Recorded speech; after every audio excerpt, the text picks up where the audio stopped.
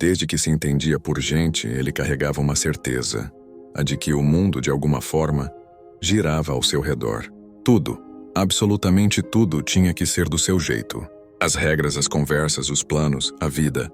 E quando a realidade teimava em desobedecer, a reação era sempre a mesma. Primeiro a irritação, uma nuvem escura que tomava conta do seu rosto. Depois a culpa, que ele distribuía generosamente para todos, menos para si mesmo. E por fim, o afastamento. Encarar o próprio reflexo no espelho. Ele nunca aprendeu a arte de ouvir. Aquela pausa, aquele silêncio onde a gente permite que a perspectiva do outro entre. Não. Ele não queria entender, porque entender significava talvez ter que mudar.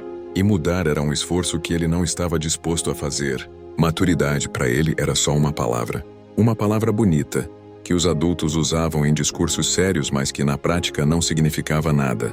Essa mentalidade o acompanhou por toda a vida, como uma sombra teimosa. No trabalho, qualquer crítica construtiva era vista como um ataque pessoal. Ele não conseguia separar a sua identidade da sua função. Então, ao invés de crescer com o feedback, ele se defendia, criava desculpas, apontava o dedo. Perdeu promoções, projetos. Perdeu o respeito dos colegas que um dia o admiraram. Nos relacionamentos, o estrago era ainda maior. Ele confundia amor com controle, cuidado com posse. O ciúme não era insegurança, era prova de amor. A necessidade de saber cada passo da outra pessoa não era desconfiança, era preocupação. Ele sufocava sem perceber que na tentativa de prender alguém ele estava, na verdade, expulsando essa pessoa da sua vida. E na vida ele era um mestre da fuga. Qualquer responsabilidade que cheirasse a compromisso de longo prazo, que exigisse sacrifício, paciência ou crescimento, ele fugia. Mudar de cidade por uma oportunidade? Complicado demais. Assumir um erro e pedir desculpas? Humilhante. Ele preferia o conforto da sua bolha, onde ele era sempre o rei, o herói, a vítima, mas nunca o responsável. O tempo, implacável como sempre, foi passando. Os dias viraram semanas, as semanas meses, os meses anos. E com o passar do tempo, as coisas começaram a mudar. Os amigos, cansados de conversas unilaterais e dramas intermináveis, foram se afastando. Primeiro, um convite que não foi feito. Depois, uma ligação que não foi retornada.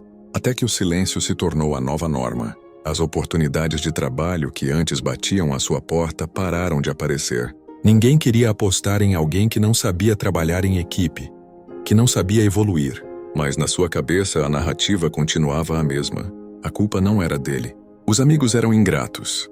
Os chefes eram injustos. O mundo era o problema.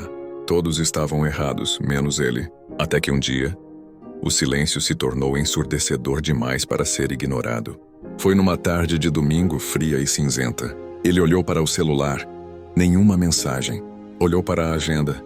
Nenhum compromisso. Olhou ao redor da sua casa, perfeitamente arrumada, e sentiu um vazio que ecoava nas paredes.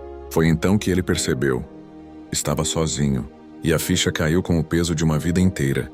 Ele não estava sozinho porque o mundo tinha sido cruel, ou porque as pessoas o abandonaram.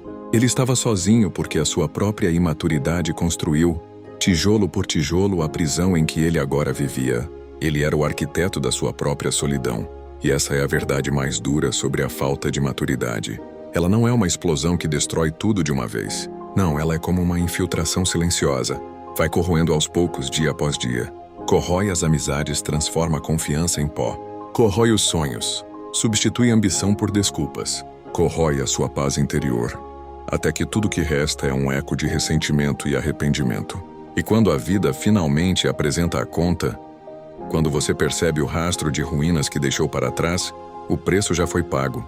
E na maioria das vezes, já é tarde demais para voltar atrás e reconstruir o que foi quebrado. Pausa dramática. A música fica mais intensa e sombria. Lembre-se disto. Maturidade não chega com a idade, com os cabelos brancos ou com o número de aniversários que você comemorou. Ela chega com a consciência, com a dolorosa, mas libertadora decisão de olhar para dentro e assumir a responsabilidade pela sua própria vida. Reflita sobre isso. Olhe para as suas atitudes, para as suas relações, para as suas desculpas. Reflita. Antes que o tempo te obrigue a aprender do jeito mais doloroso.